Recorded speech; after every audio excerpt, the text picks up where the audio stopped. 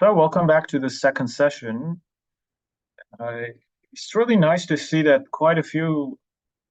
large number of you are back today.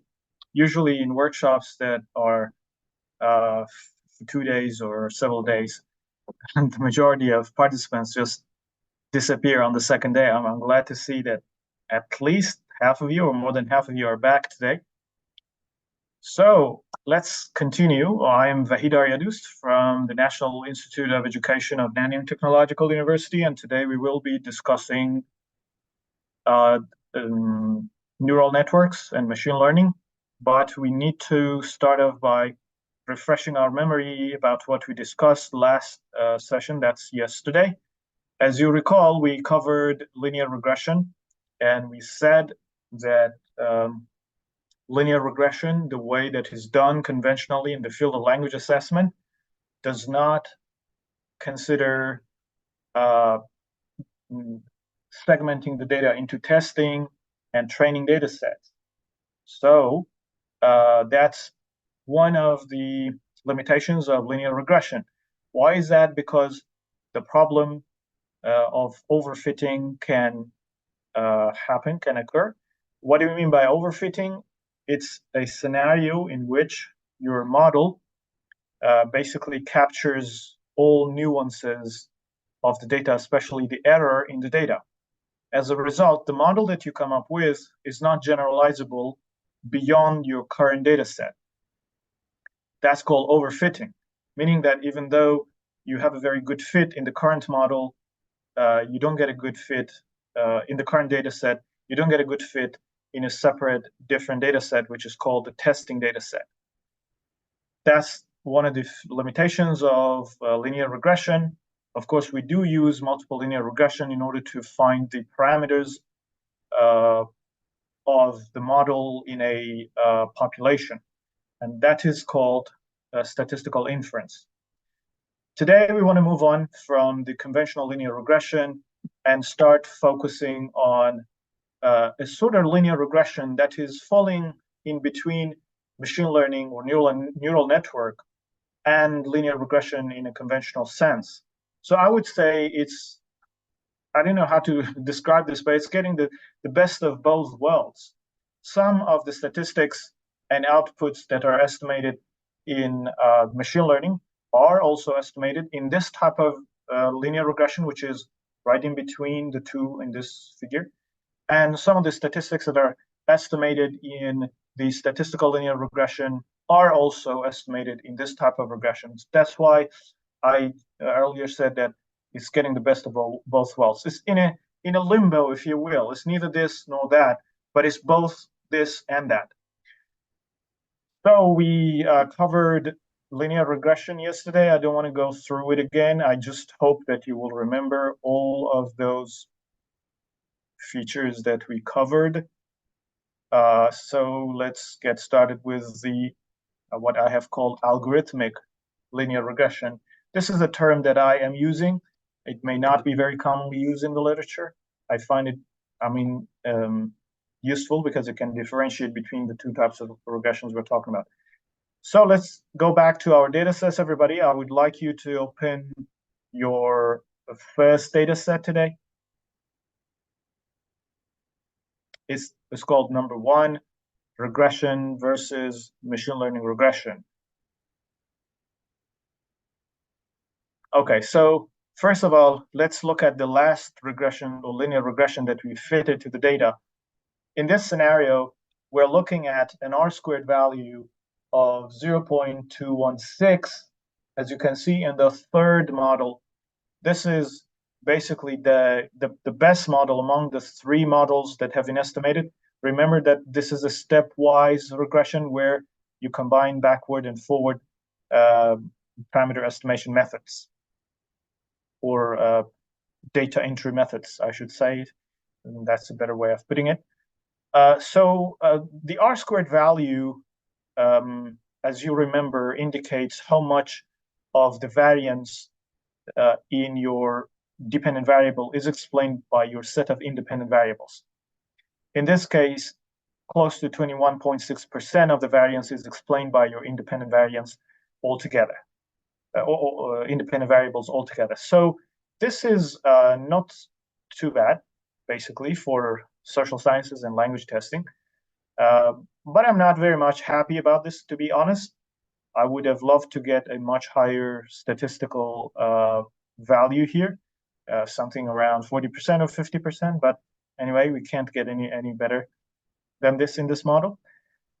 We also discussed RMSE and the adjusted R squared, as well as the R squared change and all that. Just to refresh your memory, the R squared value is basically the same as the R squared itself, but it adjusts for the complexity of the model. And in this case, complexity refers to the number of independent variables specifically that enter your analysis.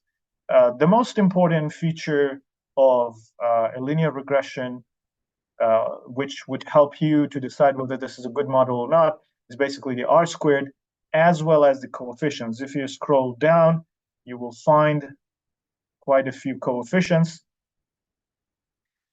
And these are the slopes in our model. We're looking at standardized and unstandardized coefficients. I discussed this yesterday just to refresh your memory. Unstandardized coefficients refer to the amount of change in your dependent variable as a result of change in your independent variables. To give you a specific example, for example, the unstandardized coefficient for grammar is 0.792 in this scenario, which indicates that if your grammar scores increase by 1 unit, your dependent variable, which is writing in this case, increases by 0.792 units. And in the same way, we can interpret standardized as opposed to unstandardized coefficients. In this scenario, I would interpret it as follows. If your grammar score increases by 1 standard deviation, your writing scores will increase by 0.44 standard deviation units. And I discussed yesterday how to standardize things. I think that's pretty good enough for a recap of what we discussed.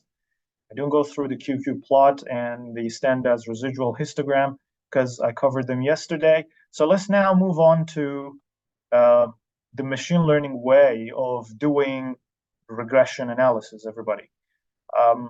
If you look at this interface, it's pretty much similar to the previous interface of regression analysis, with one exception on this part. The exception is that you don't have this method window and drop-down menu here, which means that basically it's not using the usual or conventional linear regression way of entering your data into your model. So it uses a different approach, which is similar to machine learning, as I said before.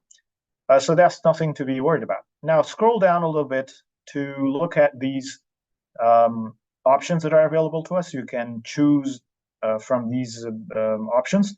The first thing is that, yeah, it's a good idea to tick the model performance box here. Also check off feature importance. And now I want to refresh your memory. Just a few minutes ago, I said this type of linear regression falls between machine learning and the conventional linear regression. So some of the statistics that you use for machine learning are also used here. This one, feature importance, is one of those statistics that is typically used in machine learning or neural networks or non-parametric ways of analysis where you don't assume any of the assumptions that I have discussed yesterday. So feature importance is important, as the name implies. So let's check it off. If you like, you can also check off explain prediction. And this will generate this window for you right here. It's called additive explanations for predictions of test set cases. If you like, you can get only the first 5 cases, but you don't have to limit yourself to 5 cases. I mean, this is the default. I just left it as default. But if you change 1 to 5 to anything else, this window will correspondingly change as well. I think this 5 is enough for me. By the way, this is not anything about your the performance of your regression analysis. It just gives you an idea how things change if you enter one variable at a time. So we will discuss that in a second. Then coefficients. Do you need coefficients? Of course. Remember, this is the statistical side of doing things. So it not only outputs feature importance, but also outputs coefficients. And the coefficients are technically regression coefficients, which are pretty much similar to the coefficients that we discussed earlier, with one exception. These coefficients will be calculated in a different way, because it's not using the methods that conventional linear regression uses. All right, so do we need to do a data split? Yes, it's important, but do we need the plot? Yes, it's good because it gives you this beautiful plot. This little data split plot, so you can quickly get a visual sense for how the data has been split into training and testing subsets. The next thing is predictive performance. Do we need a predictive performance? Of course, that's very important because it gives us metrics performance, and it refers to this table. This predictive performance table is one of the features that is more commonly used in neural networks and machine learning analysis, and so on. Okay, so we are doing a regression analysis in the way that neural networks and machine learning is being conducted. The question is, in this scenario, how much of your data do you want to include in the training set, and how much of that you want to include in the testing set? It's up to you. Yesterday, I mentioned this very quickly. As I discussed, we can, for example, allocate 20% of your data to your testing set and allocate the rest of it to your training set, or 70% for your training and 30% for your testing set, and so on and so forth. I would go for 20, and actually this is a default version. I have also seen people, computer scientists, I'm working with a computer scientist these days, what she's doing is to use a 90 and 10% for training and testing respectively, which is also fine.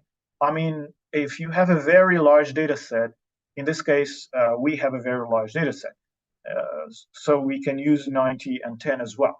But if you have a small data set, I would say 90 and 10 might not be a very good segmentation. It's just based on my experience.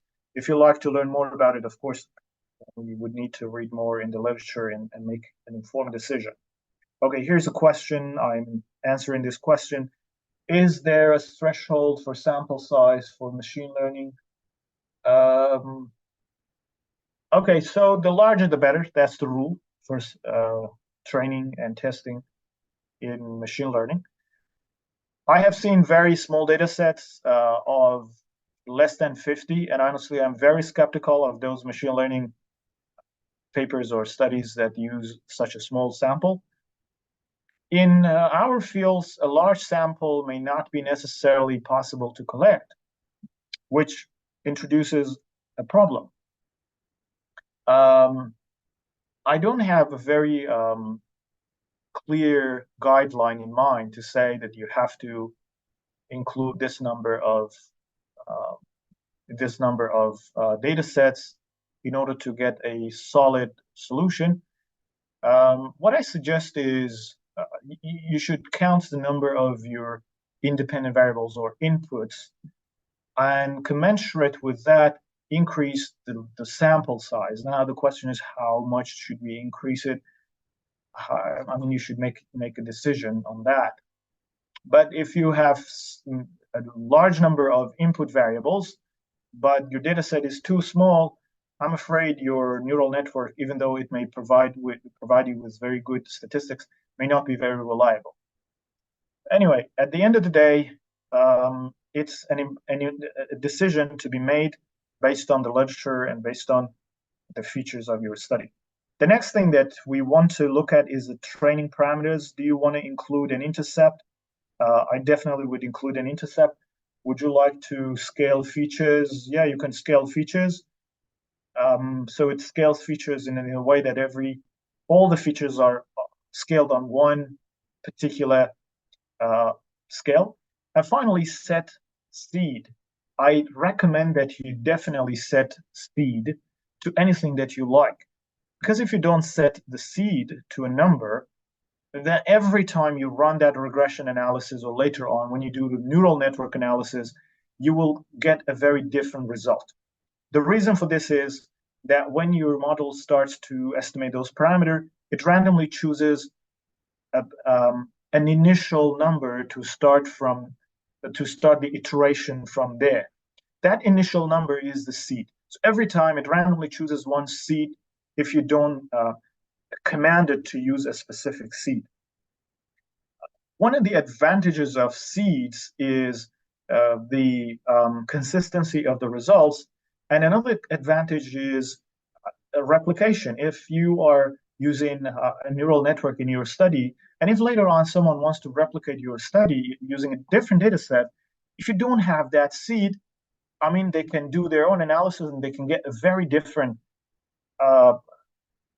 series of parameters. But if you say that, okay, I set the seed, for example, to this number, or I set the seed and I fix the seed, then they will have a much better perspective on your study, and the results that they were generate would be more reliable. So with these preliminaries, let's move on to our results. Starting from the top of this table, as you can see, we're looking at an R-squared value of 0.205, almost 20%. And if you move to this R-squared value here, you'll see that it's 0.289. So there's a difference between these two. And the question is, why are they different? Isn't R-squared just the same as R-squared here? Why are they different? Okay, so let's go to here. I'm going to take you through the results on my slides. It's the same thing, actually. I have done this before, so it helps me to focus better. Okay, so this R-square, as you can see from the cell or the column just beside, is calculated based on the test data, the testing data only. So this is not too bad. The model has already been estimated, and we know the parameters of the model. Using that model and fitting it to the rest of the data, which is unseen, we can get an R-squared value of 0.205, which is excellent. It means that my model, my first model,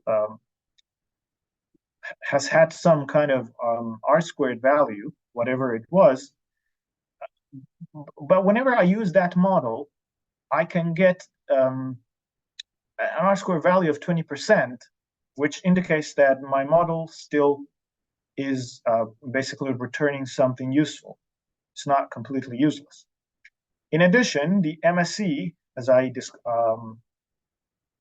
discussed RMSE yesterday, but I haven't discussed MSE. I'll discuss MSE in a second. And don't worry about this. I'll discuss in a second.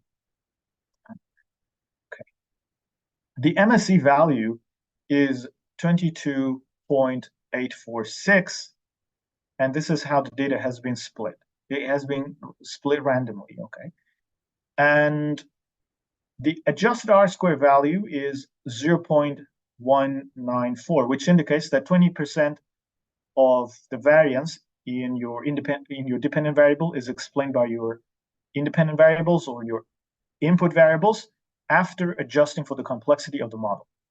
And this is a good indication that your model is also performing well even after including or considering the complexity of your model, because there is not a big difference between the adjusted R-square value and the R-square value itself here. This is 0.20, this is 0.90, which is pretty close. Now let's go through these, everybody, and let's see what this MSE, RMSE, and so on and so forth are,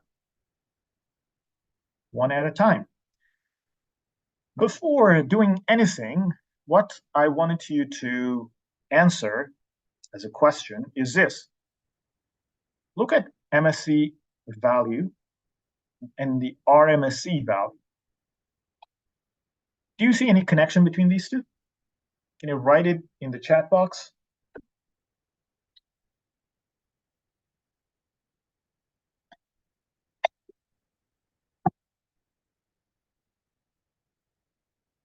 Okay, root. Is there a threshold for? Oh no, that was the person. Root and yes. Okay, what do you mean by root? What is root of what?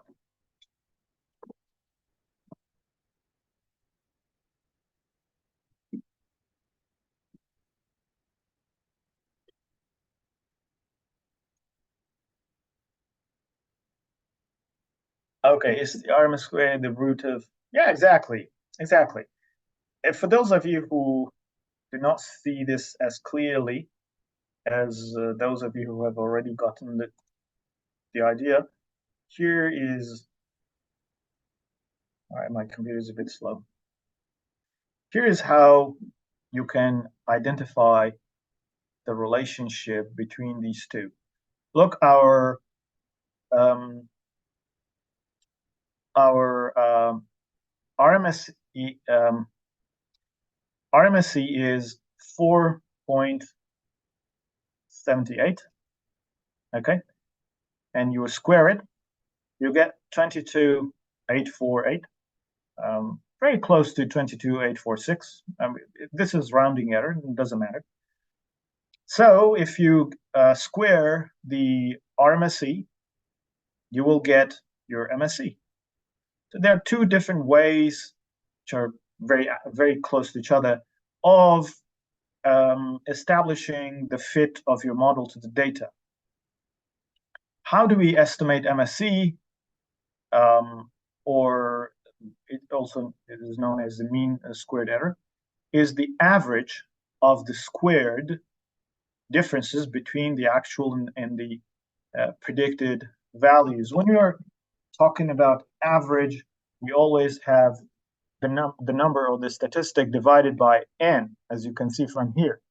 So you deviate every y or every actual output from your y hat, and I hope you remember what y hat is from our discussion yesterday. Write it in the chat box for me, please. It's okay if you think it's too easy. Just write it down in the chat box so the rest of the people, especially those who may have missed the previous session, would see. So y index I, y hat minus y hat squared, and this is exactly how you calculate MSE. Now, in order to get RMSE, the root, you just gotta take the square root of it like that, as we discussed yesterday. And that will give you this number, which in this case is 4.78. Let me see what you have written there. Good. The y hat is the predicted y value predicted by your model. The model predicts the amount of y, and you already have the amount of y in your actual data set. The closer that these two values are, the better your model is performing. That's basically the ultimate goal of machine learning. Now, before I move ahead, I want to add one more point about machine learning because I may forget this later. As we will discuss machine learning or neural networks, which is a very prominent type of doing machine learning, we will keep using the word learning. Basically, learning means the adjustment of parameters or weights such that the amount of error decreases while the prediction power of your model increases. So if your model figures out the best parameters, those parameters are called weight or W, represented by W. If it can figure out the best weights or Ws in a way that it basically minimizes the amount of error, which is reflected in the amount of Y hat, then we're saying it's learning. The model is learning. And it's really a very fascinating and mind-boggling concept. It seems to be very easy and straightforward, but if you think about machine learning and neural networks as a component of artificial intelligence, intelligence emerges from these parameters, from those weights, which we'll discuss in a second. So a model is more intelligent in a sense if the amount of Y hat is very close to the actual amount of Y itself. But if they're too wide and too different from each other, too far away from each other, then the learning is not taking place properly. The model is not as intelligent as you would expect it to be. So that's something that I wanted to add parenthetically before I forget it. So now let's move on to another way of looking at the fit statistics of your regression model, which is also used in machine learning and also neural networks. Another one is mean absolute error or mean absolute deviation, which refers to the average of the absolute differences between actual and predicted values. Now, with these three statistics that I have presented so far, the lower they are, the better the model is performing. We don't have any clear-cut statistics. Obviously, 0 is the best thing to happen, but we almost never get a 0. So if you want to figure out whether your model is performing properly, you got to compare it with another model by looking at these three statistics and to make sure that your best model has got a lower amount of error of measurement in your data. Or the low amount of error, I should say, because we don't use the term measurement here. That's a nomenclature for a different school of thought.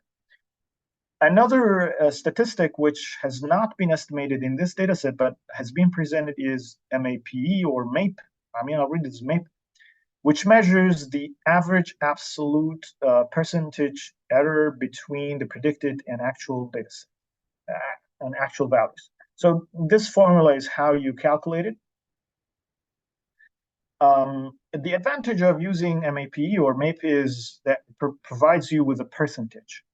If you have 0% of error, it means that your model has perfect fit. It doesn't have any problems. It has no issues. If you have 10%, it's still fine. To some people, it's fine. And 10 to 20% is good. Honestly, anything larger than 50% is really not good, because it means that more than half of what you're predicting is wrong or is erroneous. So I hope that if you use this model in the future or similar models in the future, your MAP statistics will be smaller than 0.5 or 50%. And finally, the good old R-squared value. The closer to 1, the better it is. We would be hoping to get something larger than 0.7. But in this case, I haven't been able to achieve that. Nevertheless, it indicates that my model altogether can explain around 29% of the variance in our data. Now, this also means that I have been able to generate a model which is performing better than the linear regression models which I estimated before. Do you recall? The R-squared value were 0.215 or 0.22, something like that. But it's obvious that this model is outperforming the other one. So in terms of prediction power, I prefer this model. All right, so another output which we have been discussing is this, feature importance metrics. Again, this feature importance metrics is used in not only machine learning, but also this kind of regression analysis. Now let's see what importance statistic is about. As the name implies, importance metrics gives us an idea about what features are important, meaning they're contributing most to the predictive power of the model.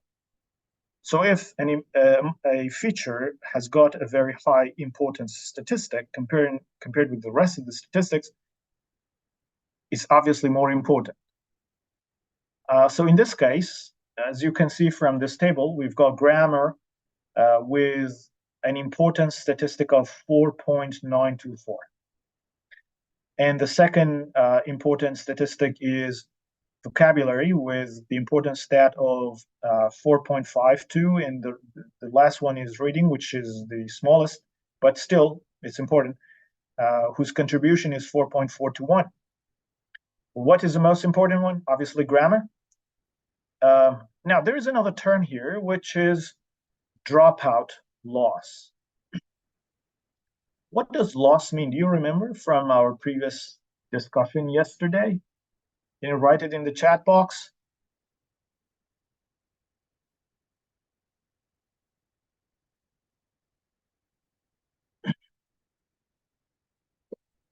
What is loss in the context of neural network?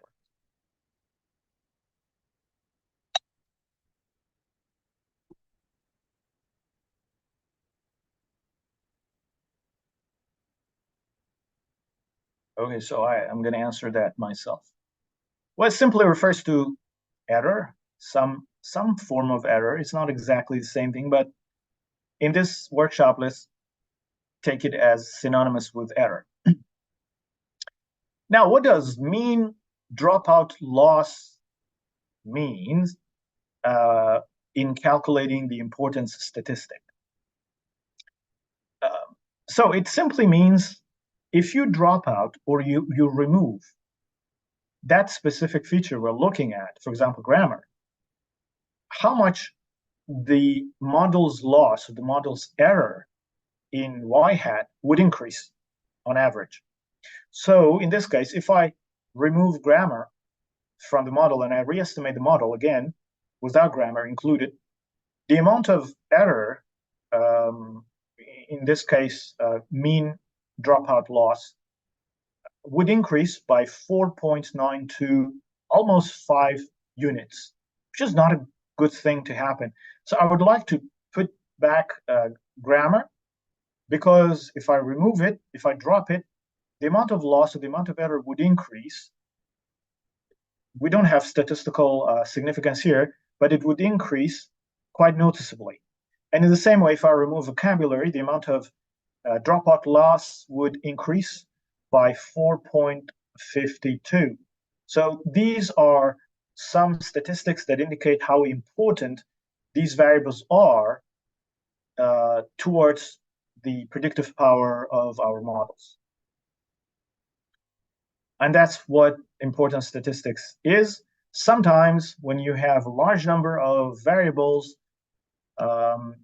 when you estimate the importance statistic, you find that quite a few of them have an importance statistic of 0, which it obviously means that they do not contribute much to the predictive power of your model. So recently, one of my, or maybe more than one of my students and I have been looking into some data sets in which we have a larger number of input to predict one output. And we, for example, in one case, we have more than 60 variables to predict one output.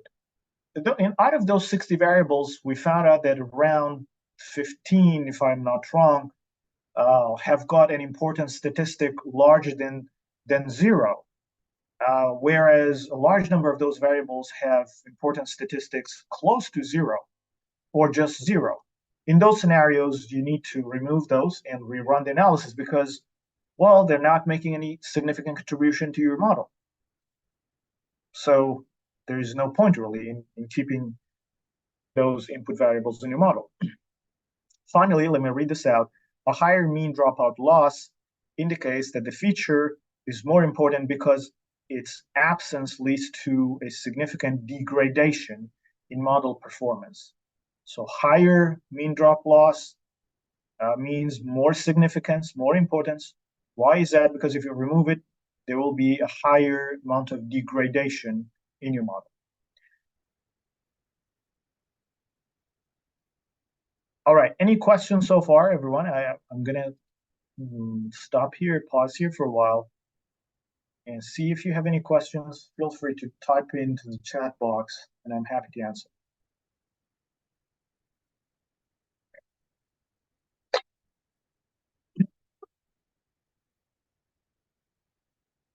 All right, so if you're typing your question, take your time. I will go through them. There's just one question popped up. Okay, in machine learning, we report the performance metrics for the entire data sets. In machine learning, you could report, there's something called confusion metrics, which we'll have a look. And that confusion matrix is usually reported for the entire data set, depending on your software. But you can output basically the statistics for both training and testing data set. For both training, not both, but training, validation, and testing data sets. I touched on validation and testing and their differences yesterday. I'll elaborate on that today as well. So when you're talking about the fit of your model, you're talking about the fit of the entire model. Okay, the second one is, could you use feature importance as a way of explaining stakeholders how a model arrives at its conclusion? How a model arrives at its conclusion? I'm not sure if I understand this question. Can you elaborate on this? What do you mean by how a model arrives at its conclusion? Can you elaborate on that, please? Is it possible to use power analysis to determine sample size in machine learning? Power analysis is used in parametric testing, parametric statistics. I have never seen papers or studies that use power analysis for machine learning because it's a totally different paradigm than a paradigm that relies on power analysis and all that. Power analysis in a conventional sense, I suppose you're also referring to the same thing that is used in parametric tests. For example, power analysis for ANOVA or general linear models, which we covered yesterday. All right, everybody. So let's move on to our next table. This table, like I said, provides just a sample of cases for illustrative purposes, really. It's not a strictly important table in your reports. You don't even have to report this. But since we have already outputted it, I would just quickly take you through it. These are the first 5 cases, meaning that the first 5 people whose data is available to us. You see, we've got base and predicted. In this case, base represents the baseline prediction. If you recall, the mean of writing, which is our output or our dependent variable, was 12.63, something around that. So base is always the mean of your output variable or the mean of your dependent variable. That's the base.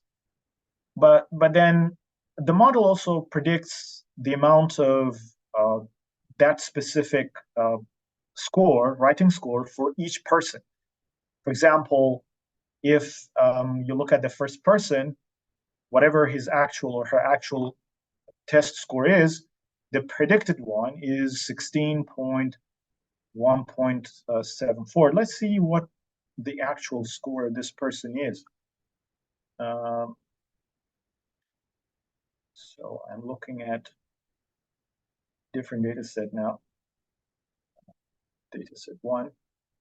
Okay, writing for the first person score is 19. That's the actual score of this person. the model has predicted 16. So the y hat here is 16.107, whereas the actual y is 19. So you deviate 1.7 from 19, and you will get the amount of error that the model has produced for the rest of produced for this case, and the rest of the cases can be estimated in this way. So not a big deal, really. It just shows you how the predicted and the actual y score or y value are and how far they are from each other. All right, so that's more or less it. We talked about coefficients, everyone. I think, and this coefficient is non-standardized, by the way. This beta or non-standardized coefficient. We don't have standardized coefficients for this, but that's okay. And finally, this is a useful visualization for you. Visualization is like this. It plots observed test values against predicted test values. So in your testing data set, not in your training data set, but in your testing data set, this is how the observed test values versus predicted test values. That's y hat versus y works. And you see, it's not a very beautiful data set because it has some observable and conspicuous deviation from the line. The closer this data set to the line, the higher the R-squared value, and as a result, the lower the error. The error of measurement, or the error of prediction, I should say, can be visualized by drawing a vertical line from each dot, like the last dot here at the end. I don't know if you can see that, the last dot. If you draw a vertical line from the last dot, which is falling under the line, all the way up to the line itself, not perpendicular, but straight upwards, parallel with the y-axis, that amount will be the amount of error that exists just for that data set, for that data point. And you can do the same for the rest of the data points to get a sense for how far they're falling from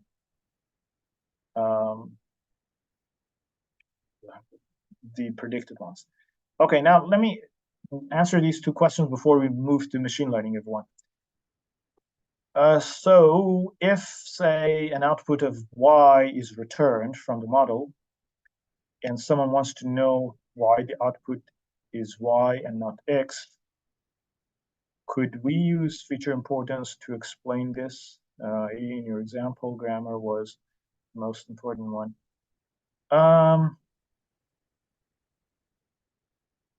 If I understand the question correctly, in neural networks or machine learning, or even in this type of regression, we're not concerned with explanation. We're concerned with prediction and how a value like, let's say, this value of 16.107 is calculated by the model doesn't matter, because we're not looking at a linear relationship between our inputs and outputs. What matters the most in using a neural network is prediction. So in a model, I'm just here using a very exaggerated example. In a model, you can input the type of breakfast, the color of attire, the haircut, the grammatical skills, and whatever to predict, for example, the academic performance of some students. If these variables can help you make that prediction accurately, then it doesn't matter really how the model has arrived at that prediction. Because neural network and machine learning by nature is a kind of black box sort of philosophy. we don't care what's going on inside the box. And honestly, if you even open the box, there are so many parameters, so many estimations, so many computations going on that it's impossible for a human brain, with all the cognitive limitations that we have, to make sense of all of that. Even if we do, let's say we are superhuman, and we can understand what all those parameter estimations mean and how they're being computed. So what? I mean, I don't see why they're important at all for us. I don't know if I have answered your question. So the question is not whether the question in machine learning and neural networks is not why a predicted value is this. We don't know. The question is whether we can make a good and accurate prediction using appropriate variables. If I have not answered your question still, I mean, go ahead and elaborate more. We still have time for this. Okay, another question. In machine learning, the analysis first figures out the parameters, coefficients, intercepts, based on the training data set, and then fits the model to the testing data set, and then to the entire data set. No, not to the entire data set. It's just to the testing data set, actually.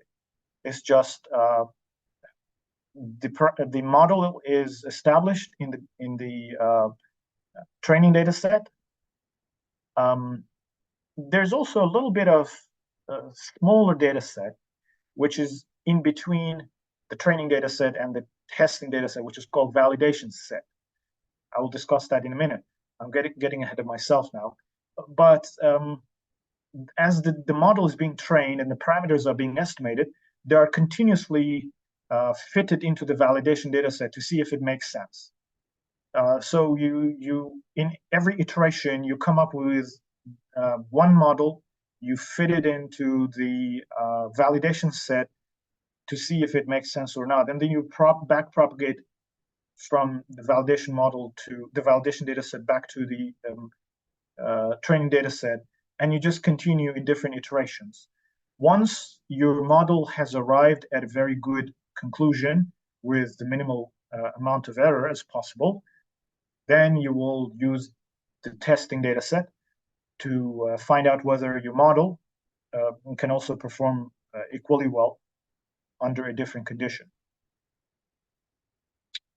All right, so yeah, kind of. What I'm really wondering if there is a dispute about a result or how that result is arrived at, is there any way of peeking under the hood to justify why the results was returned? From what you're saying, the approach would seem to be pointing towards the reliability of the model rather than, for example, your grammar score was poor.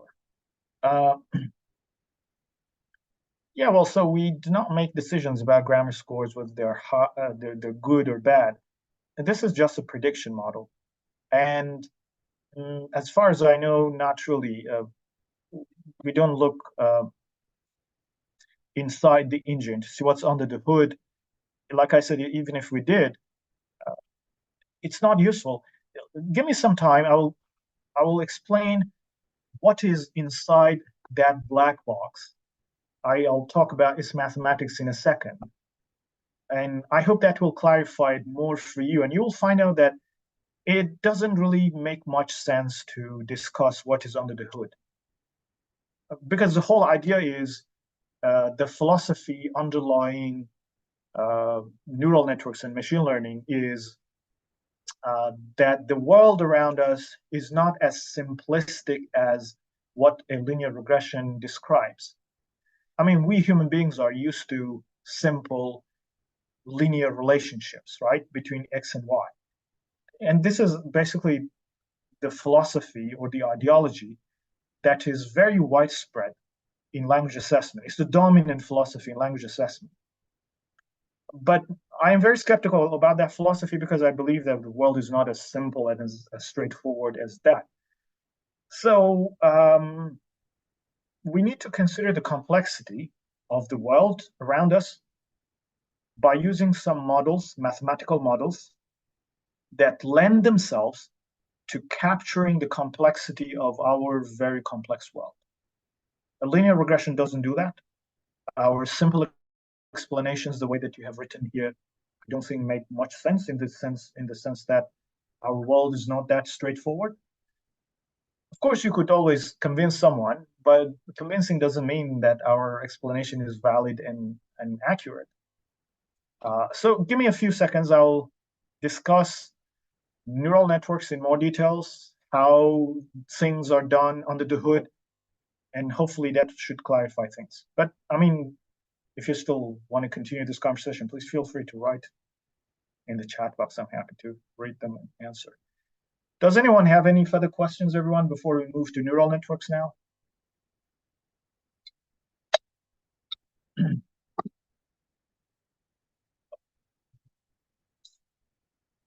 Yeah, makes sense. Essentially, we would need to say, right. Yeah, sure. Yeah. Okay, so let's go to, again, our second data set, number 2.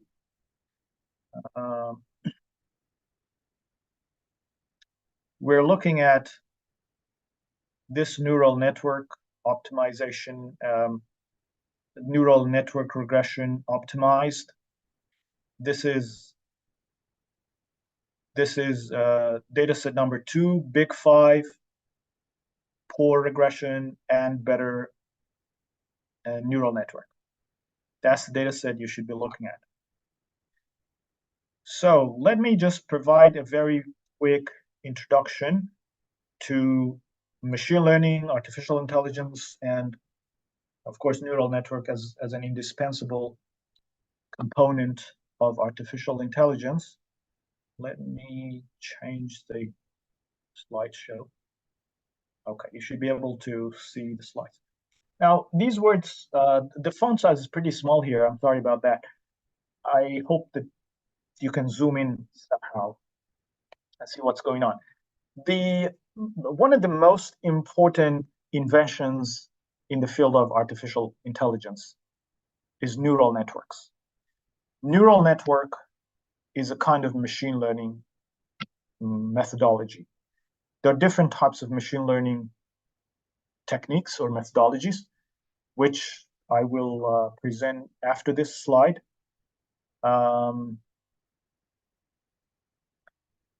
Right, okay, so I'll get back to that comment later.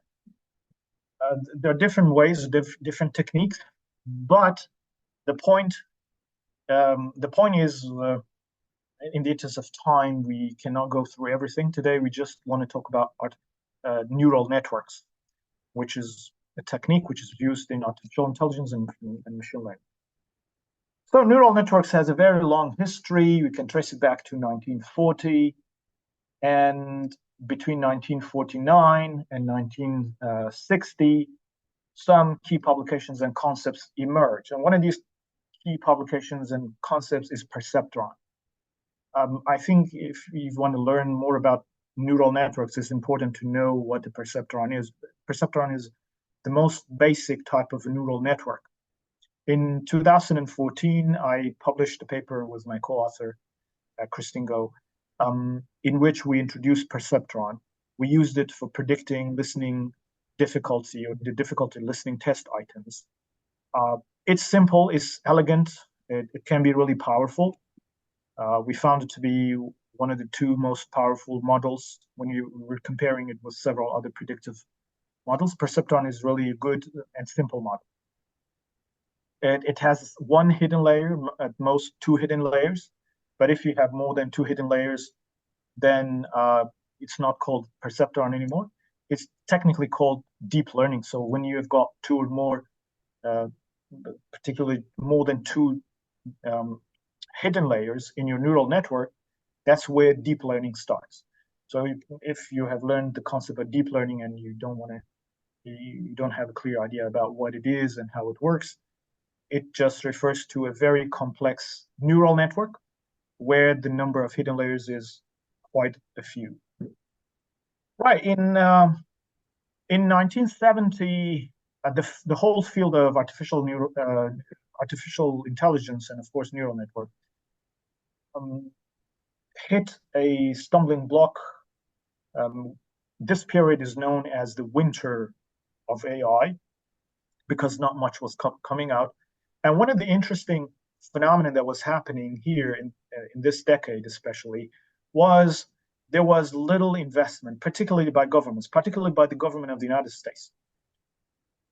But history shows that when there is an investment, particularly by governments, in one field of research, or by some private companies, which are very rich, as you can imagine, that field of research can flourish pretty fast.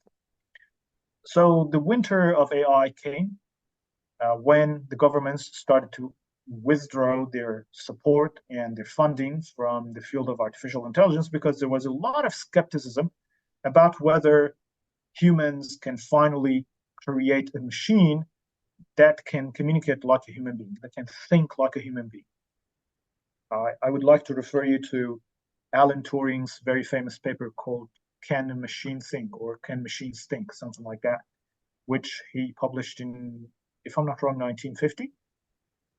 And that's a very interesting read. Then from 1982 to 1990, the field started to resurge and innovation started to emerge. Fast forward to the 21st century, in the year 2006, the concept of deep learning became popularized. I guess you know Geoffrey Hinton. If you Google his name, you will see tons of interviews and talks. He's one of those people who believes in the doomsday kind of philosophy because he believes that, especially after the emergence of large language models and generative AI, human beings are excessively getting closer to the end of their civilization. I mean, I hope his predictions will not come true, but he's a very famous name in computer sciences. He has made significant contributions. And like I said, he popularized the term deep learning. Fast forward to 2017. What happened in 2017, everybody? Can you tell me? It's something that everybody should be familiar with. And if you have read the paper, you probably remember this image right at the bottom of the slide. Any idea what happened in the field of artificial intelligence in 2017?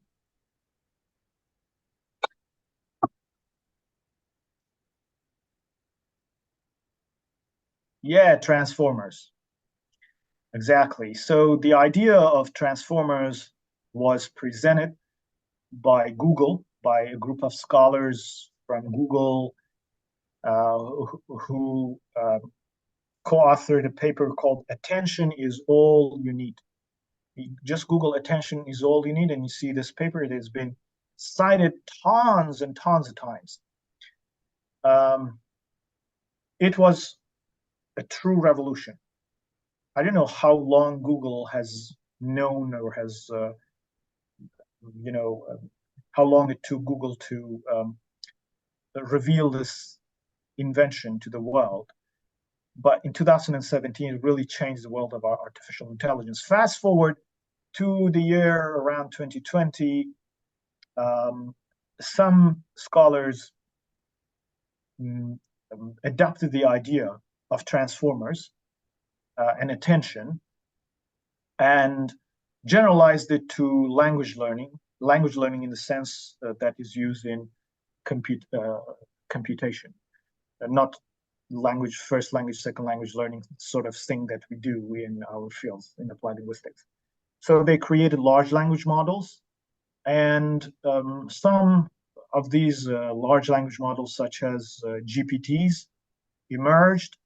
And then in 2022, ChatGPT was made available. So all of these are basically based on the idea of transformers and attention. I wanted to give you this, introduction to the field of artificial intelligence and also neural networks, just to stress the fact that neural networks are a very essential part of artificial intelligence. In fact, it would not be an overstatement to say that without neural networks, there would have been no artificial intelligence field. So we should learn a little bit about this fantastic phenomenon. Even though our field is not about those things, I think we should be increasingly more aware of what these terms are and how they work. Okay, now I mentioned that artificial intelligence has different fields. One important field in artificial intelligence is called machine learning. Inside machine learning, we have different types of techniques. This is not an exhaustive list. In fact, there's a lot more than that. For example, semi-supervised learning, reinforcement learning, self-supervised learning, and a lot more than this. But suffice it that, according to how JASP has categorized machine learning techniques, there are three types of data analysis approaches in machine learning. One of them is regression, which we have already been discussing. The other one is classification, and the last one is clustering. Now, some jargon, we need to know these jargon or these nomenclatures. The terms supervised learning and unsupervised learning are commonly used in the field of machine learning. And what we have been doing so far, meaning doing regression analysis and machine learning-like regression analysis, falls within the supervised learning category. What do you mean by supervised learning? And what do you mean by unsupervised learning? Can anyone tell me? Write it in the chat box.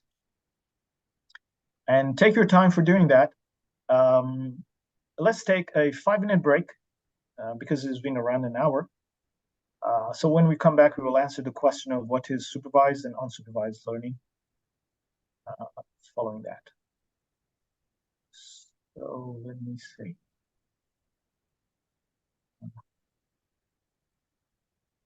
I'm going to stop sharing. All right, everybody. I hope you have had a good break. So we have around 1 hour left, and we have a lot to cover. Okay, so we were talking about supervised and unsupervised learning. The question is, what is supervised and what is unsupervised learning? Can anyone tell me?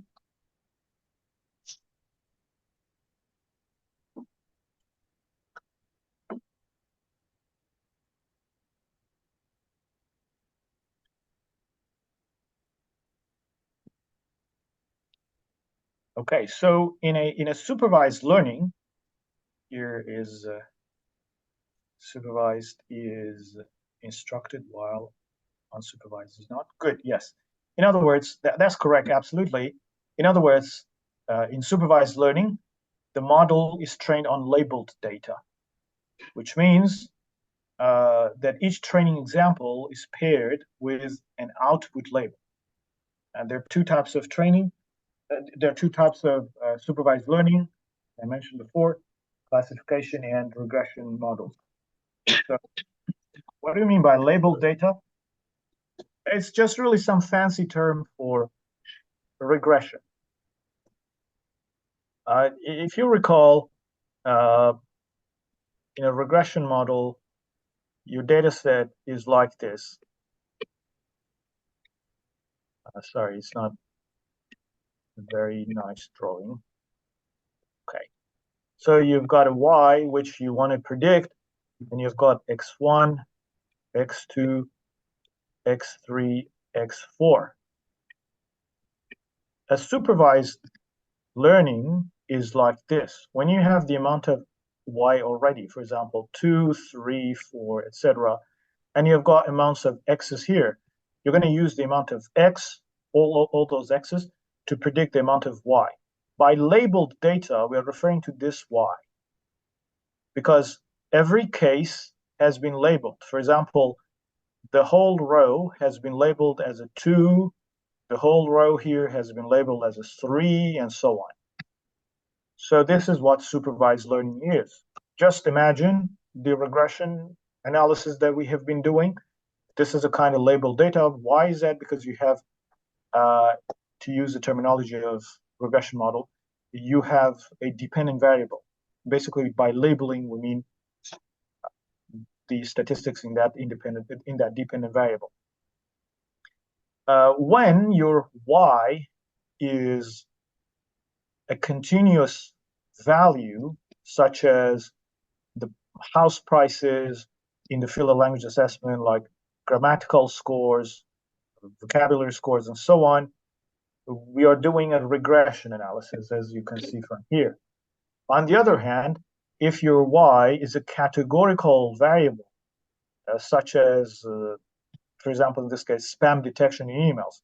If it's a spam, it's a 1. If it's not a spam, it's a 0. So in this case, we have a binary y variable, a binary dependent variable. In this case, we're looking at a classification problem.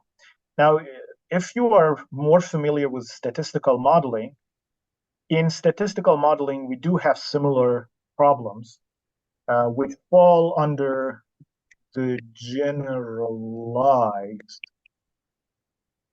linear model, as opposed to general linear model. Generalized, this ized. Linear model is used when your dependent variable is categorical.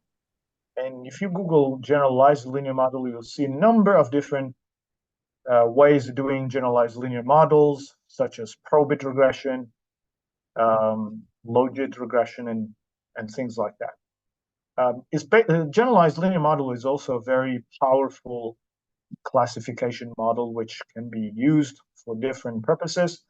There's also a different class of models, which goes by latent class models. So latent class classification models is another way of doing this outside of the field of machine learning. But in the field of machine learning itself, you can do classification by using these techniques. You can do classification by using boosting, by using decision trees, k-nearest neighbors, linear discriminant analysis, naive Bayes, neural networks. This is the interesting thing about neural networks, everyone. You can use neural networks for both classification and regression. That's the cool thing I like about it. Random forests, actually, a random forest is closely related to decision trees, and all of these guys, decision trees and random forests, and also neural networks, can be used for both regression and classification problems. Isn't that cool? And in the same way, support vector machines can also be used for both classification and regression analysis. And all of these, by the way, this is from the JASP drop-down menu. Let me go back to JASP and just move this around. And click on machine learning. You'll see the regression, classification, and clustering in the same way that I showed you before. So it's up to you which one you want to use. Today, we just want to use neural networks under regression. All right, so let me go back to my slides. I've already discussed machine learning, supervised learning. Unsupervised learning is a type of machine learning where the model is trained on unlabeled data. What does it mean? It means when you're doing unsupervised learning, you don't actually have the y variable. You have a bunch of x variables, and what you want to do is to cluster them. So if you want to create an association between statistical modeling and unsupervised learning, the best terminology to use here is clustering. Unsupervised learning is mostly used for clustering problems. Clustering methods include density-based fuzzy C-means, hierarchical clustering. This is also used in SPSS if you have worked with it, random forest in the same way, and neighborhood-based And there's a lot more than this to clustering than this relatively limited list of clustering techniques. All right, so like I said, there are other types of machine learning approaches, such as semi-supervised learning, reinforcement learning. This is used in gaming mostly, and self-supervised learning, which is used for predicting, for example, the next word in a sentence. And this is the underlying technology in some of the text generation AIs. Okay, now I was answering one of your questions about what is under the hood and all that. I promised to elaborate on the underlying architecture of artificial neural networks. So the rest of the workshop today will be allocated to two things. One, I will elaborate on the underlying architecture of neural networks in an accessible language, as accessible as possible, as I can. And then we will do some hands-on. If we find some time, I can take some questions, and then we will call it a day. So let's get started and talk about this quickly. A simple neural network would look like this. It's unlike a regression model. In a regression model, you just have the output layer and input layer on both sides, the output layer and the input layer. And they are connected through a linear model, a linear link model. But in an artificial neural network, which is a very important part of machine learning, as I mentioned before, you have this thing which is called the hidden layer, and all the mathematical analysis which allow us to make an accurate prediction of the amount of output in the output layer is happening here, but we don't know exactly what is going on. Of course, we know the rules. We know that it can have different epochs or iterations, but we don't really want to open the window and see what is going on in the hidden layer. But the mathematics works like this. First of all, imagine you have several variables, such as grammar. For example, x1 is grammar variable, x2 is like vocabulary or V, and xn is whatever, just. And we want to use these to predict something, for example, the amount of happiness or writing in our case, but let's say happiness. If someone's score in grammar and on other things is high, how does that predict the happiness of the person and stuff like that? All right, so a few concepts are important, as you can see. Number one, we see three big circles in the hidden layer. Every circle is a node, because the terminology is basically coming from the neural networks in the brain of humans. So node is used in both in both fields. And within every node, you can see two boxes. One is called, there's no name here for it, but this is actually a summation function, and then there is an activation function. Summation, activation. In the same way, the second node also has a summation function and an activation function. Summation, activation. All right, that's one nomenclature that you need to learn. The second thing that we need to learn here is within the summation function, you can see several things. One is a B. That B stands for bias. The other one is W, which stands for weight. This is the weight.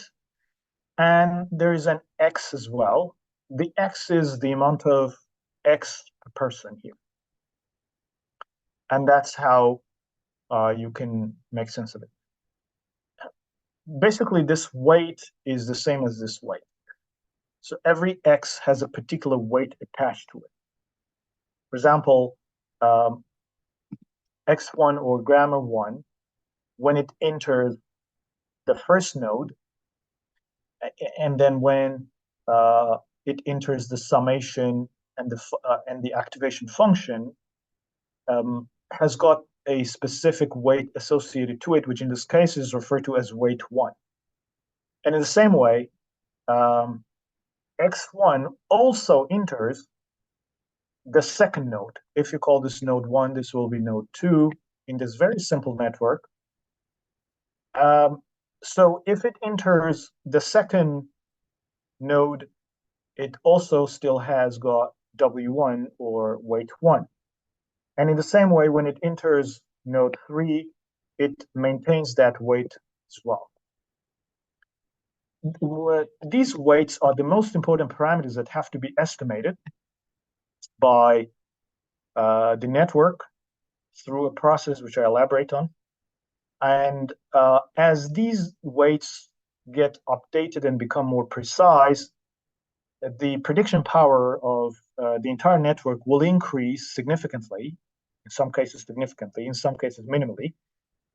And like I said just at the beginning of the workshop, learning happens as these weights become increasingly more precise, such that the amount of y hat here will be very much similar to or exactly the same as the amount of y.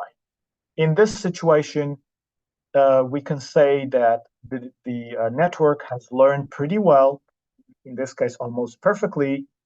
Why is that? Because it has been able to figure out the amount of weight. The weight is a very important concept. All right, there is another thing which is called the activation function. After doing the summation, I will explain this in the next slide. Don't worry about that for the time being. But anyway, after the data enters the summation function, then it exits it and enters another function, which is called activation function. The activation function is quite a few. There are quite a number of activation functions, in other words. For example, the very famous one, you may have heard of this, you may have used it in your own analysis as well, which is called the rectified linear unit, or ReLU. Have you heard of ReLU? Write that for me in the chat box. Or Leaky ReLU, it just leaks. It's a funny name, right? Parametric ReLU and exponential linear unit and so on and so forth. Hyperbolic tangent, in my personal experience, hyperbolic tangent has functioned kind of fine for my specific data set in language assessment, as well as sigmoid or logistic sigmoid, which I have personally used as well. It has also worked fine for me, and softmax as well. But I have used it on several data sets. Turns out that it doesn't work as well as the other two functions that I have worked with. But anyway, one way of finding out whether we should, or which one we should use in our data analysis, is really to explore. I mean, to take an exploratory approach and to figure out which one of these activation functions can work the best. After the data exits from the output layer, and you basically save it as the y hat, then you gotta compare your y hat with the actual amount of y. How do you make that comparison? By using a simple loss function, which we have already discussed, like MSE, RMSE, and things like that. They're referred to as loss functions. So it calculates the loss or an aggregate measure derived from the errors. Okay, so you calculate this loss or aggregate error, and you look at it and say, well, there's so much error in this output that I cannot rely on my model. So I'm going to let my model know that its prediction is very unreliable, and it's supposed to make the prediction more precise. How do I do that? I'm going to whisper back into the model. I'm just using this metaphorically. How do I whisper back into the model? I would use a method which is called backpropagation. By backpropagating the information into the system, what we will be doing is to use the error to adjust and optimize those weights. So you tell the model, oh, you have made a huge amount of error here. Can you adjust your weights a little bit? And then it continues doing the optimization and adjustment of the weights. And then it gives you another set of y-hats and says, okay, now check these y-hats. And you look at it again and say, it's better, but not as well. I mean, doesn't meet my expectations. You can do better. So it just continues, goes on and on iteratively till it arrives at the best y-hat that it can get. I mean, sometimes it just can't get better than that because your model is limited.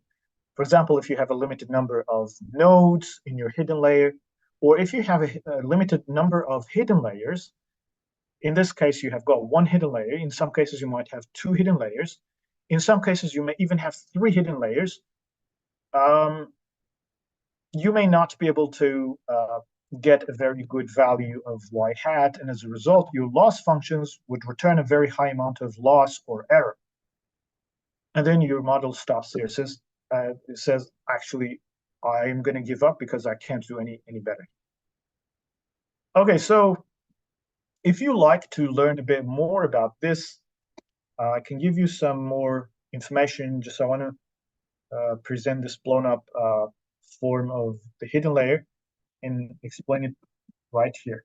So within this hidden layer, this is just within this node, this is what is happening.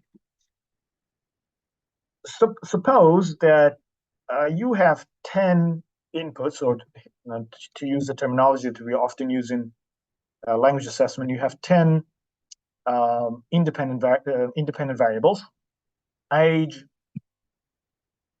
all the way up to happiness.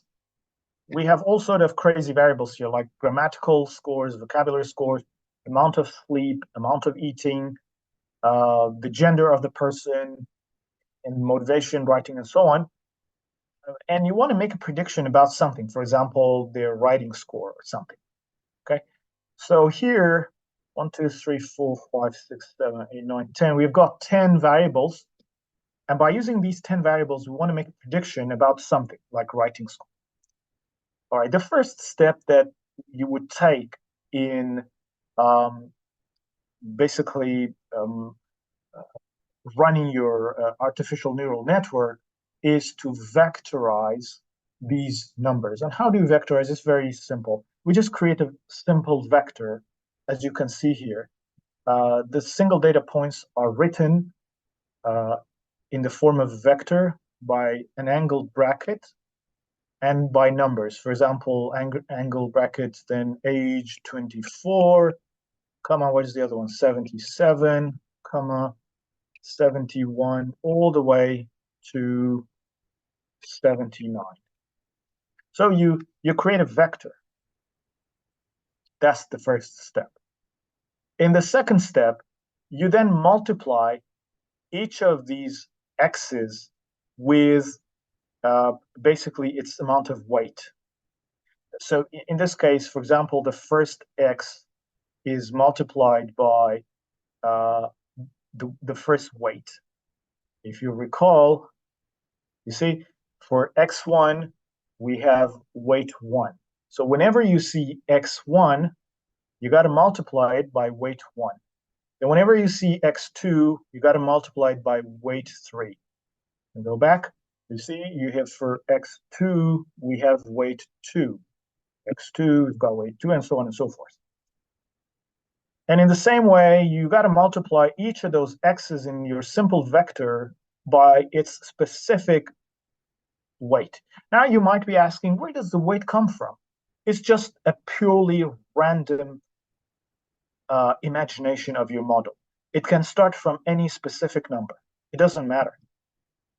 What matters is, after the first iteration, the model should be able to learn from the errors that it has made. So if, for example, the first weight is just randomly 0.2 and weight 2 is 0.5, just as randomly as I'm doing this, you can basically, your model can basically do the same thing. And at the end of the day, these weights might change. For example, 0.2 may ultimately change to 0.32, and 0.5 might change to something else.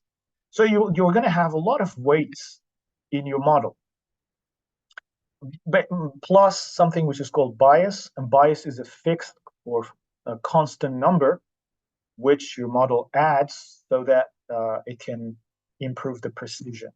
Now that you have done this, you add up everything, and that's the output of your summation.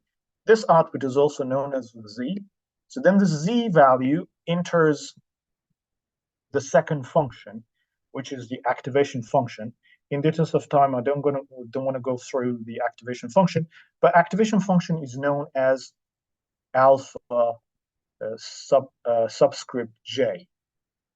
So inside every node, everyone, in a long story short, there are two functions.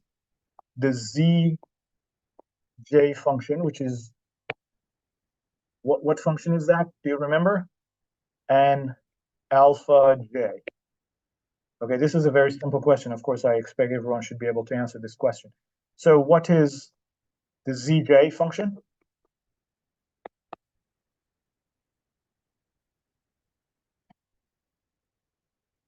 And what is the aj function?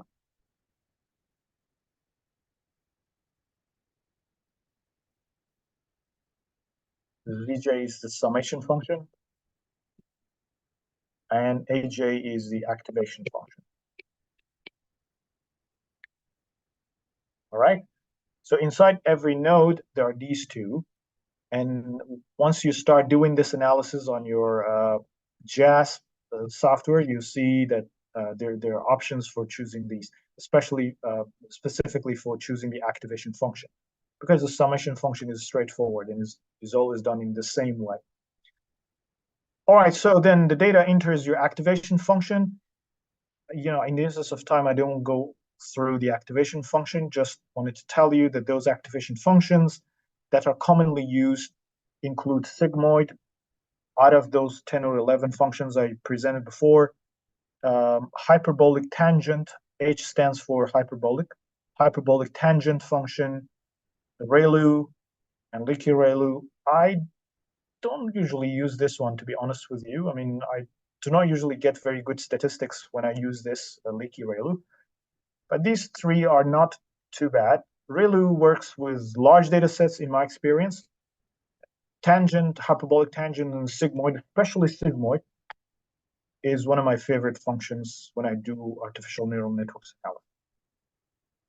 So if you want to, I've already gone through this. If you want to see how it works, this is a good animation. Look at this.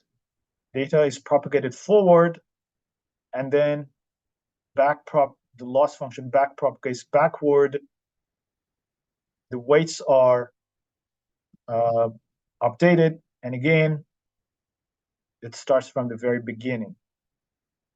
So weights are estimated, the y hat is estimated, the amount of error is estimated, and then the amount of error is backpropagated, the weights are updated. The analysis starts from the beginning with updated weights. Again, the weights are re-estimated based on those updated weights. The amount of error is backpropagated into the model. And this process continues till you reach a very good model. Now, if you have very powerful computers, those that work on GPU and TPU, recently they've got TPU as well, and huge data sets, this simple process, the process that looks very simple to you, can take forever. I mean, can take days. For example, when they trained this ChatGPT model, GPT actually, in OpenAI, it was, first of all, it was very expensive because it would consume a huge amount of electricity. It would need a lot of GPUs, a huge number of GPUs, and perhaps cloud computing. And it has to run on a large number of clusters of computers. and you also need a huge amount of data. I mean, huge is an understatement. So the process continues like this, and the amount of y hat keeps updated. And at the end of the day, hopefully your model works well. If your model works properly under very unknown conditions, then you must be happy that your model is very useful, because it can predict things that it has not seen before. And that's where intelligence resides. So if you're asking me, what is intelligence, artificial intelligence, I would say it's at least partially the weights, simply the weights, which are basically a part of the parameters of your model. Now let's move on to hands-on, everyone. We have around 20 minutes for doing hands-on. So let's do this analysis on the second data set that I shared with you. Let's do this quickly. First of all, let's say we want to predict a conscientiousness by using features like neuroticism, extroversion, openness, and agreeableness. It's just a data set that is available in JASP itself. I'm using it for this purpose. It may not be very theoretically justifiable, but I think it helps us to do some good sort of analysis. Okay, so model performance, check. Feature importance, check. If you don't like to explain predictions, just uncheck it. Data split, yes, it gives you this data split image or graph on the right-hand side. Predictive performance is very important. You have to check it off. Mean squared error, of course, this is the MSE, as I mentioned before, the activation function. Yeah, I mean, of course, you can look at the activation function as well. And neural structure, I like this because it gives you the kind of visual representation of your model as well. Let's move down here. Now we've got the data, and we want to split it into holdout and training and validation. In this case, let's go to this side, the right-hand side. As you can see, for training, we have got 320 data points. For validation, we've got 80, and for testing, we've got 100. Now, I'll get back to validation. Yesterday, I very briefly talked about this, but today I need to explain it a little bit more in more details to tell you what is validation. For these percentages, I've already mentioned this. Of course, you can either say, let's say 2080 or 3070 or something like that, or 9010. It, depends on what literature you're referring to. The next thing that we want to choose, as I have discussed just before, is the activation function. You can use logistic sigmoid. You can use ReLU. You see, you can use Gaussian, and so on. It depends on what you really want to achieve. For me, and I have done this before, I know that the best model can be achieved by using a logistic sigmoid. So let's stick with that.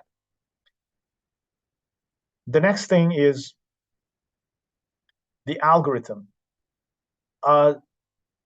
Backpropagation is one of the algorithms that has been used for a long time. But now there are more recent developments in this field. For example, this is called resilient propagation, and that plus stands for improved. So resilient propagation improved is something that I prefer over backpropagation, because you can compare them on your computer if you like to, and you will find out that this resilient backpropagation improved can give you much better R-squared value and model performance metrics. Then stopping criteria, function loss, you can change this to anything you like to, depending on your aims. Maximum training, I keep these as defaults, so I will prevent from confusion later. This is something that I mentioned before, and I believe that you should check it off, because this model will not be replicable. So if you uncheck it, you can just test it out on your computer. You uncheck it, run the analysis once, and run it a second time. Every time that you run the analysis, you'll find out that the model returns a different value. Now, JASP offers you two ways of doing neural networks. One is by creating your own network topology manually, or you can let JASP take things into its hands and do what it calls optimize. So then you can just leave these parameters as are. These are just default parameters.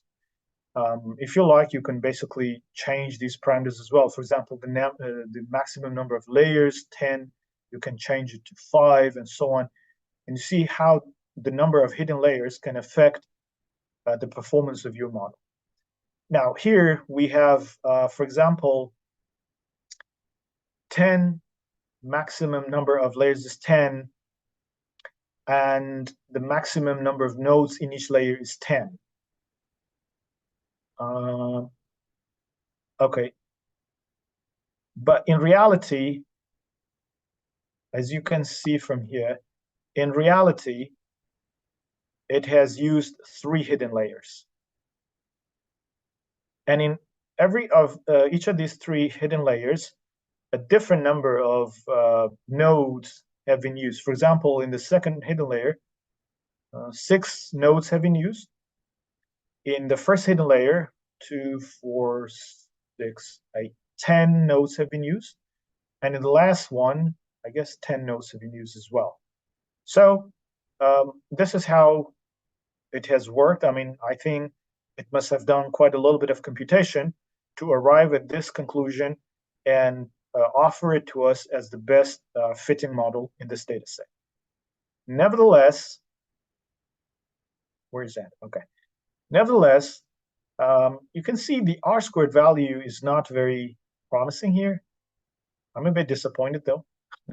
I look at this R-squared value. And the rest of those statistics are also okay and not okay. For example, the MAPE tells us that around 10% of data, 9 point something, 10% of data, by data, I mean the y hat, or the amount of predicted value, is affected by error, which is not too bad. But for me, the R-squared value is something that is like the golden criteria, especially in neural network regression model, where we need to have a very close correspondence between the y hat and the actual y. MSE is not too bad. It's basically quite small if you compare it with the regression model which we were looking at before. Let's move back up here. You see the MSE, of course, not to confuse you. This is actually the same thing. So MSE is 0.143, and here is 0.138. So it's not too bad. It's obviously better than the previous one. And RMSE is obviously smaller than the previous one as well. The R-squared value here is around 15%. I don't remember this one. This is about 12%. So our neural network has one advantage, or maybe quite several advantages, in terms of the model parameter metrics over the linear regression model in the way that machine learning is conducted. There's one more thing here, everyone. Let's talk about this as well. The training set or data set, the validation set, and the test data set. Let me quickly scroll down to that slide here and let you know about validation. So I don't know how I explained it yesterday, but here is how you would explain it under, using the neural network terminology. The validation set is used to fine-tune the model during training. So as the model is learning, you keep, in a sense, quote unquote, testing the learning of the model. And in other words, the validation set helps in selecting the best model and adjusting hyperparameters. you may have heard about hyperparameters. Basically, hyperparameters refer to things like learning rate, number of hidden layers, which we have already looked at, number of neurons in each hidden layer, that's another hyperparameter. So by validating your model during training, what you're doing is you're adjusting hyperparameters because you want to make your model more accurate and more precise. And how are you doing that? Basically by adjusting the learning rate, the number of hidden layers, the number of neurons in each layer, and things like that. So using a validation or holdout sort of data set is quite helpful in the sense that it can increase the accuracy of your model, and at the end of the day, it can return a smaller amount of error while giving you a higher amount of R-squared value. And finally, what I can tell you about validation is that during training, after each epoch or iteration in the sense that I just visualized, if you recall, the model's performance is evaluated on the validation set. Okay, so let me go back to this image here.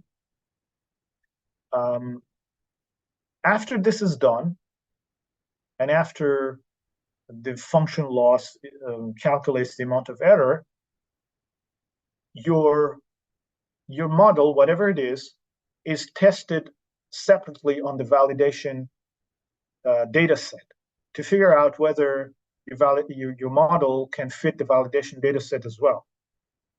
So it's not just the loss function's output that informs the model to readjust itself, but also how the model fits, or how well the model fits the validation data set that also informs the model whether it's performing well or not. It's a very good way of increasing the ability of your model to predict your target variable. So we scroll down to feature importance. In this case, we also have mean dropout loss. For example, if we drop neuroticism, the dropout loss will be 0.395, almost 0.4. So this indicates that we would have the highest amount of loss, the highest amount of error in our model if we drop neuroticism, and so on and so forth. All right, and this is what I discussed previously, so let's just skip this. And this is what I was talking about, everyone. If you plot observed test values against the predicted test values, or y-hat, you would love to see a data set that is tightly aligning with that straight line, like this. But unfortunately, in this case, you see that there is some kind of conspicuous deviation from the linearity of the relationship between these two variables, which indicates that I'm afraid the R-squared value is not very promising. And this is the amount of error in the training set versus the validation set. As you can see, in the training set, the error has decreased. In the validation set is also increased, but not as much. For example, here in generation 8, that's after the eighth iteration, your amount of mean square error has reached somewhere around 0.135, after which it starts to pick up again. And you can see more or less the same pattern in the validation set. Now, an ideal mean squared error plot would be something that there is a little distance, just a small or minimal amount of distance between these two lines. So they're closely matching one specific pattern.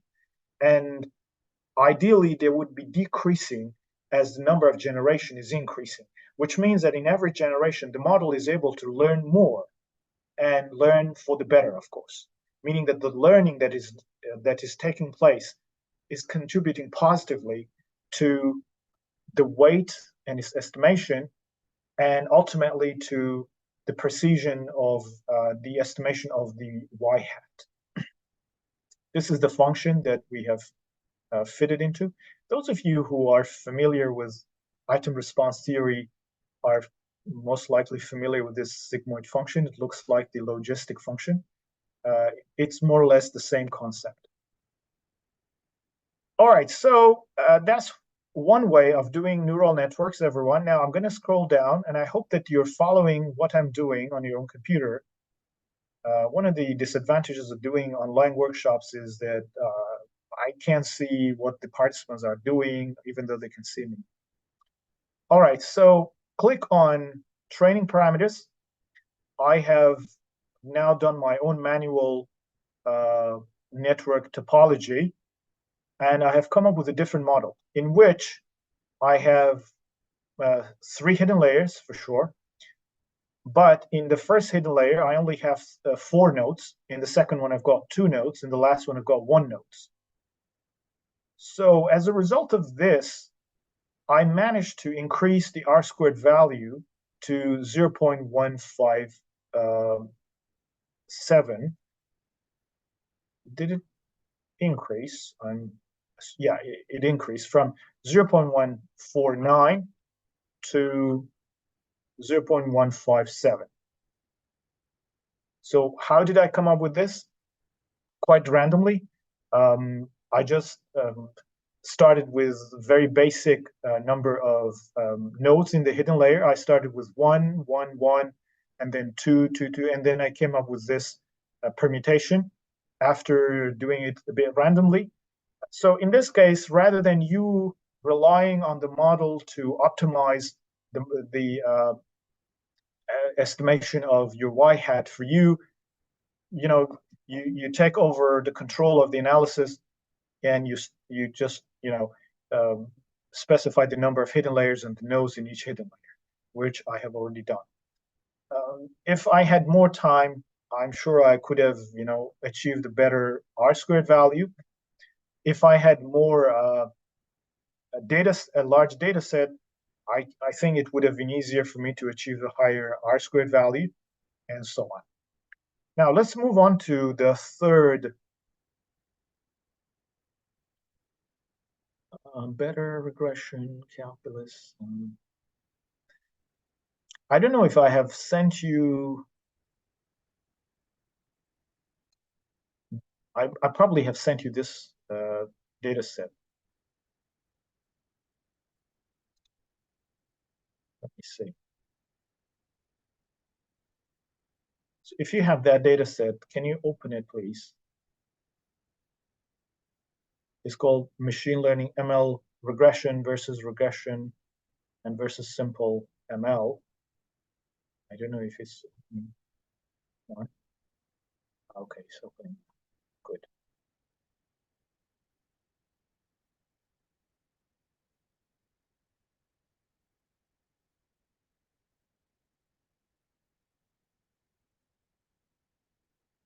No. Well, it's very slow today. I don't know what's going on. Okay, as we are waiting for this to open, why don't you play around with this topology? Why don't you click on manual in any of the data sets you have, and just change the number of these hidden layers. Let's say after 2 minutes, put down the R-squared value in the chat box that you'll get. Let me see who gets a higher R-squared value.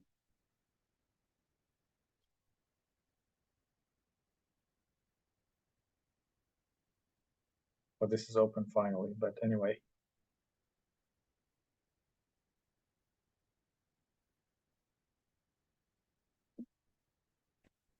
Okay, as you're doing that, I hope I won't be distracting you. I just wanted to share with you something more interesting that I was able to do. So I had this is the same data set I was looking at.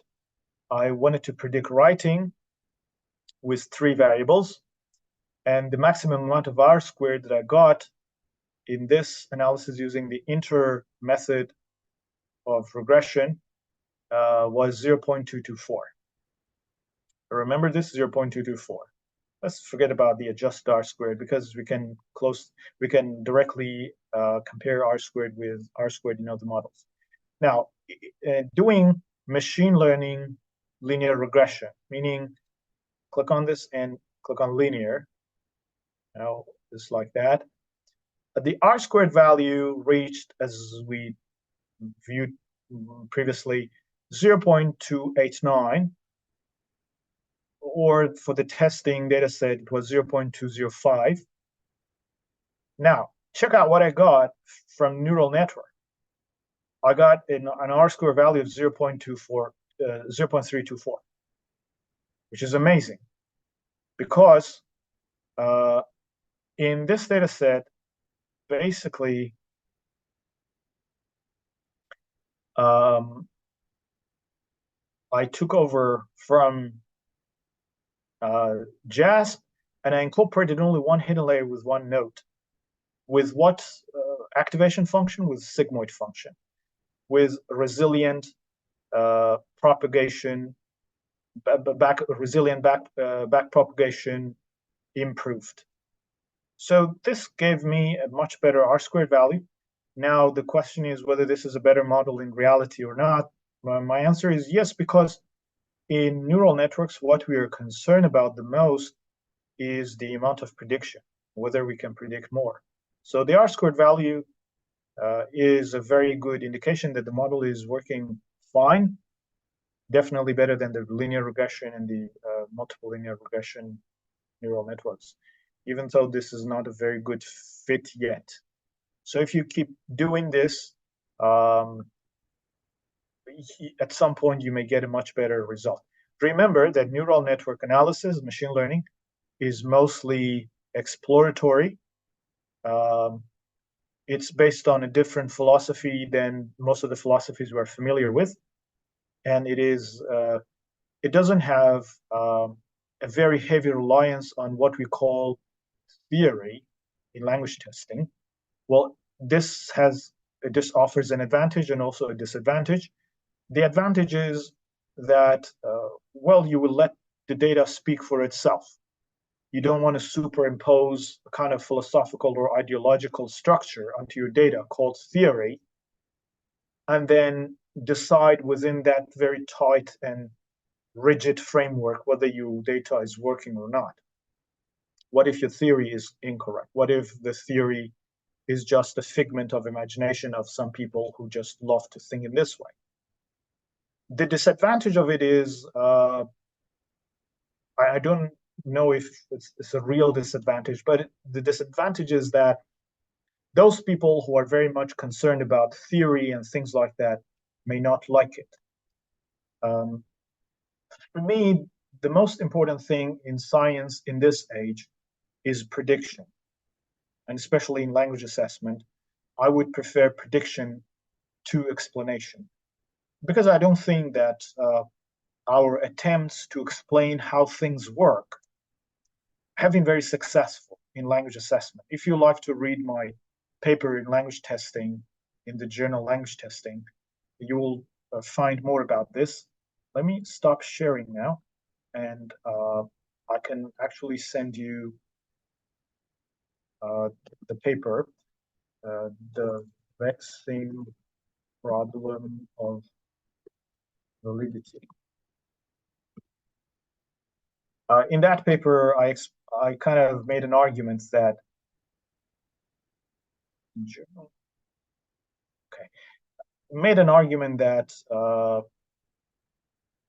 sorry, this is very slow. My computer is very slow. That it's better for us to at least start thinking about prediction more seriously, the way that neural networks work. Here's the paper. And perhaps move away from explanation, because, for example, when you are validating a language test, based on some theoretical justifications and assumptions, you can claim that this test is measuring X and Y, and then use some statistical models to provide some evidence for that. But the problem with this is that most of these attempts have never been replicable in other contexts. So my suggestion is prediction seems to be more useful because we may never learn what causes variation in our data, not with the technologies that are available to us nowadays. But we can do accurate predictions using technologies like machine learning. Because, like I said, it is not limited to some problems that need to be heavily dependent upon rigid theoretical frameworks. It's exploratory, and it can lead to very interesting discoveries. Yeah, I hope you will consider thinking about prediction over explanation in science.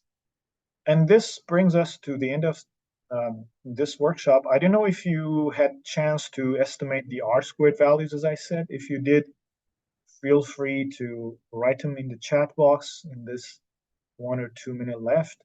And if you haven't, that's okay. Keep practicing, keep doing machine learning. And if you have any questions, I can take 1 or 2 questions. Feel free to write it in the chat box. If not, we can call it a day.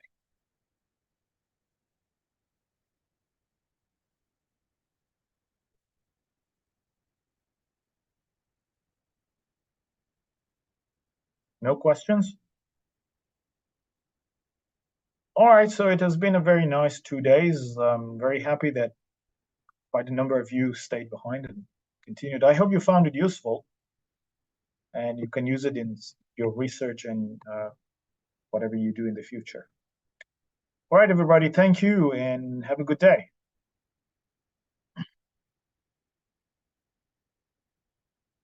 Thank you. Goodbye. A copy of the slides. If you go to my GitHub, for those of you who need my slides, a copy of the slides are available. Just Google me, go to GitHub, and you should be able to find a copy of my slides there.